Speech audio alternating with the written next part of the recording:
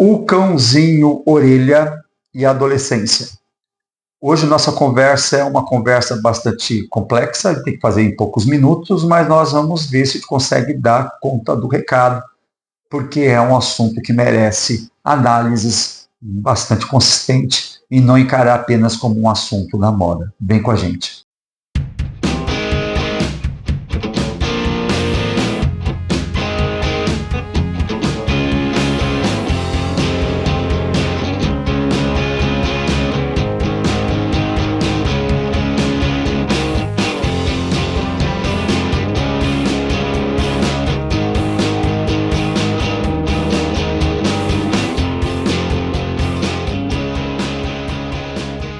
Bom, eu acredito que você já deve ter visto muitos vídeos falando dessa história do cãozinho orelha, aquele cãozinho que foi morto de um modo assim ultrajante, de um modo que causou comoção nacional, com motivos, com razões. Nós, vamos dizer assim, nos solidarizamos com todo mundo que está se sentindo bastante afrontado com a história do cãozinho orelha, onde alguns adolescentes, onde se tem são 4 adolescentes que oficialmente estão envolvidos nisso, acredito que estão se envolvidos. Tem gente que está dizendo que são 6 pessoas e não 4, existem várias conversas em torno dessa história, mas de qualquer maneira são adolescentes de classe alta que mataram esse cãozinho na Praia Brava, lá em Florianópolis, numa situação que deixou a gente assim totalmente revoltado. A revolta ela é válida, ela é digna, mas não podemos ficar só na revolta, temos que fazer uma análise mais consciente, porque aqui nós estamos falando de uma série de coisas.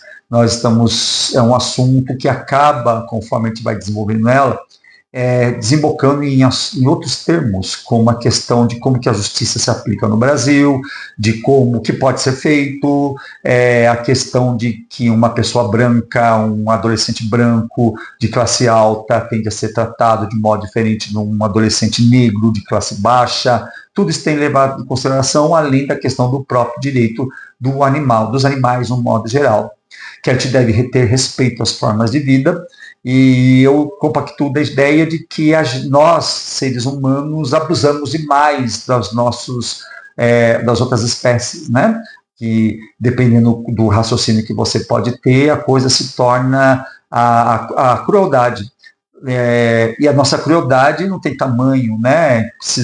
Nós somos muitas pessoas no planeta, temos que nos alimentar, e até mesmo os animais que nós criamos para nos alimentar, eles não vivem de um modo digno, dirá os cães, que são ditos pela maioria das pessoas, entendidos dessa maneira, e eu compactuo, né? E eu sou bastante partidário disso. Os cães são animais muito próximos de nós afetivamente, são animais inteligentíssimos, assim como os gatos, assim como os cavalos, como as aves, e muitos animais selvagens que estão aí soltos no mundo. Não é porque eles são selvagens que eles não são inteligentes e não são sensíveis, e que nós devemos ter o devido respeito a eles. Acontece que quando chega no momento da comoção, muitas vezes nós nos comportamos de um modo irracional e acabamos cometendo atos que não são adequados. Um deles foi o fato de ficarem por aí divulgando o rosto dessas criaturas, desses seres, desses adolescentes que fizeram essa coisa, esse ato criminoso, ou que provavelmente fizeram esses atos criminosos, porque eles vão ter a oportunidade de se defender, e a família deles. Apesar de que a família já começou a fazer tudo errado, né? Uma coisa é você querer defender os adolescentes da fúria, da revolta popular, e tentar fazer essa proteção, e outra coisa é quando essa proteção, como dizem por aí, começa a querer ir pelo lado de isentar o adolescente de suas responsabilidades e até mesmo coagir testemunhas e tudo mais, porque é uma família poderosa. As famílias desses adolescentes são relativamente poderosas. Eles são empreendedores, empresários do setor de hotelaria, e, como a gente sabe, Florianópolis é uma cidade turística com forte turismo. Eu já fui lá várias vezes, gosto muito de Florianópolis. Eu acho que muitas coisas devem ser colocadas nos seus devidos lugares aí, de não fazer confusão. Em primeiro lugar, tem muita gente boa em Florianópolis, nem todo mundo é bolsonarista, nem todo mundo lá é homofóbico, transfóbico, etc. Tal, mas uma boa parte da população de lá tem esse ranço. E a cultura dos nativos ali de Florianópolis, aqueles que são os descendentes, principalmente os descendentes de açorianos, eles são um pessoal fechado, né? O que não quer dizer grande coisa, porque essa coisa do temperamento, da natureza, da cultura da população, não quer dizer grande coisa, que nós vimos agora há pouco tempo um crime feito ali em Pernambuco, e eu conheço assim pouco mais ou menos, né? Eu já fui para Recife, conheço Porto de Galinhas, conheço Pernambuco, e aquele incidente onde os barraqueiros tentaram matar um casal gay, e tem toda uma discussão em cima disso, se foi homofobia, se não foi, mas de qualquer maneira, uma coisa que eu tenho certeza é que o povo pernambucano é extremamente comunicativo, que não é o caso do povo de Florianópolis, o que não quer dizer que as pessoas de Florianópolis são ruins e que todo mundo que está em Pernambuco é bonzinho, né?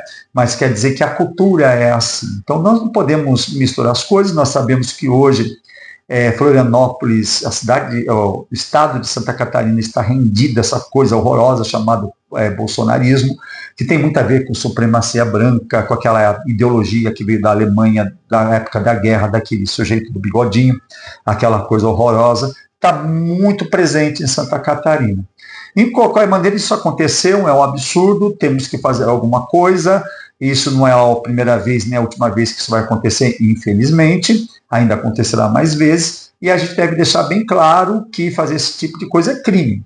Agora, a legislação brasileira deixa bem clara que o adolescente ele merece e deve ter proteções e deve ter resguardos, isso está no ECA, e isso deve ser compreendido, porque o adolescente está terminando de maturar, e ele de fato pode cometer coisas erradas. Isso não significa que ele não tenha que responder, que ele não tenha que receber alguma espécie de coação, alguma espécie de punição, vamos deixar de moralismo e falar os termos exatos, mas uma punição que seja assim graduada de um modo que não comprometa as possibilidades de reconstrução da vida do adolescente e do seu desenvolvimento como ser, né? A gente entende disso, eu sou professor, trabalho com adolescentes. Atualmente eu estou num projeto de desenvolvimento de habilidades sociais em adolescentes para desenvolver empatia, capacidade de comunicação, que é um programa que eu estou trabalhando, chamando Tamo Junto, e eu faço parte da interlocução com o governo federal e com o governo municipal aqui na cidade de São Paulo.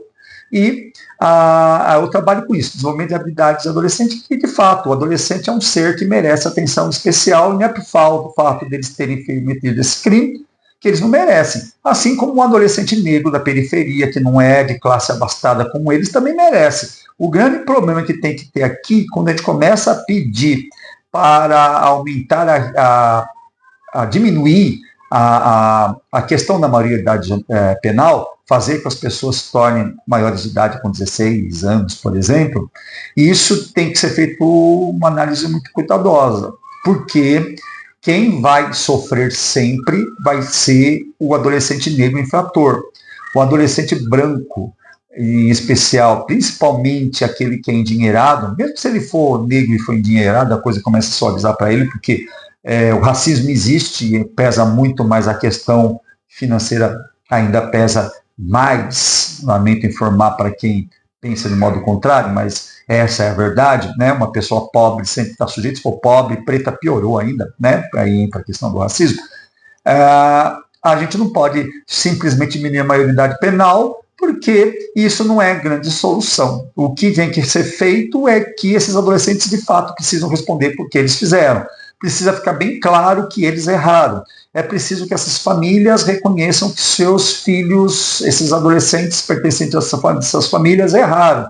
Eles devem responder. Se eles vão ficar internados algum tempo sob a custódia do Estado, né, nessas casas que tem para acolhimento de menores infratores, que seja, né, que eles sejam presos. Se for prestação de serviços comunitários, que prestem. Agora, uma coisa que eu tenho comigo, e isso é muito importante que a gente tenha em mente, é de que a família tem que ser responsabilidade e tem que sentir o peso da lei. Não digo prender pai e mãe de umas criaturas que estão nesse estado atual de barbárie, mas multas, indenizações para serem pagos para os abrigos animais, penalidades civis pesadas para esses familiares, que eles respondam para essa tentativa de extorsão e de cerceamento da justiça, que eles respondam por tudo isso. Mas ficar feito um bando de louco, achando que os adolescentes vão apodrecer na cadeia, tem gente que delira mais, que deveria fazer igual com eles e partir para a violência, tudo isso é delírio, não leva ninguém a lugar nenhum, porque não é assim que se fazem as coisas. A gente começa a colocar a carroça na frente dos bois. E isso é uma tendência do ser humano. E tem outra coisa que tem que olhar, existe muito oportunismo. Eu queria só lembrar vocês que memória é bom, e ela é importante a gente cultivar a memória, mas há bom tempo atrás, décadas atrás, teve um crime onde adolescentes de classe alta tacaram fogo num indígena lá em Brasília. E hoje eles estão muito bem, obrigado, ganhando dinheiro e tudo mais, e uma coisa brutal, horrorosa, né? E o que foi alegado na época é que eles estavam brincando e tacaram fogo achando que era um mendigo. Então, portanto, se toca fogo brincando no mendigo, eu posso. Essa foi a missão que foi passada. Então, eu espero que a lei não se comporte como essa situação muito mais grave, porque eu lamento, por mais que você ame os animais, matar um ser humano tacando fogo, é algo numa graduação pior, né? Vamos ser direto e reto do que isso. Não que matar um animal como matar a orelha seja coisa pequena, é uma coisa horrorosa, mas ali é uma escala que consegue ser pior. Se uma desculpa dessa não pode colar, assim como essa desculpa que vai ser feita na defesa dos adolescentes, e eles têm direito à defesa, e o advogado está para isso, para arrumar desculpa, também não tem que colar, e eles têm que responder, as famílias têm que ser penalizadas. E tem um grau de oportunismo muito grande. Eu sou obrigado a comentar alguma coisa aqui, que eu pertenço à comunidade LGBTQIA+, eu tenho isso como militância, não fico o tempo todo falando isso, porque eu acho isso muito cansativo, mas eu sou obrigado a falar quando as coisas não funcionam direito na nossa comunidade, que é o seguinte: tem aí uma transexual super presente nas mídias, não vou falar o nome, inclusive ela costuma estar muito presente na Rede Globo, e já fez vários trabalhos e tudo mais, e ela é uma pessoa que se diz que não tem partido, ela é contra a parada gay, porque a parada gay é uma micareta fora de época, e a parada gay não leva nem a nada, e ela não diz que não levanta a bandeira, e etc, etc e tal. E de repente ela levantou a bandeira da morte da orelha. É bom, de um certo modo é bom, porque a gente precisa levantar a bandeira, mas eu só queria lembrar do oportunismo, porque em 15 de fevereiro de 2017, no ano de 2017, em Fortaleza, na periferia de Fortaleza, uma travesti foi morta brutalmente por 6 marmanjos maiores de idade. Eles estão julgados, né, estão respondendo, se não me engano foram condenados também. E eles não só mataram, espancaram a Dandara, como fizeram questão de ficarem desfilando pelo bairro, a Dandara toda estrupiada, à beira da morte, num carrinho, nesses carrinhos de construção, carrinho de obra, né? Que a gente usa para carregar entulho, etc. e tal, carregar material de construção. Eles ficaram desfilando com a Dandara toda estrupiada, detorada, agonizante, e ela morreu. E essa transexual midiática, que já tinha uma carreira significativa, eu particularmente eu gosto muito do trabalho dela como drag queen, ela performa, né, muito bem, ela faz um número da Madonna lá, pose muito bem feito, nada contra artisticamente ela, mas ela tem essa postura de ser a neutra, não vou ficar levantando bandeira, bababá. Aí de repente ela levantou a bandeira do orelha de um modo muito forte. É válido, importante que levante a bandeira, mas eu faço essa cobrança, né? Por pior que o ser humano é a nossa espécie.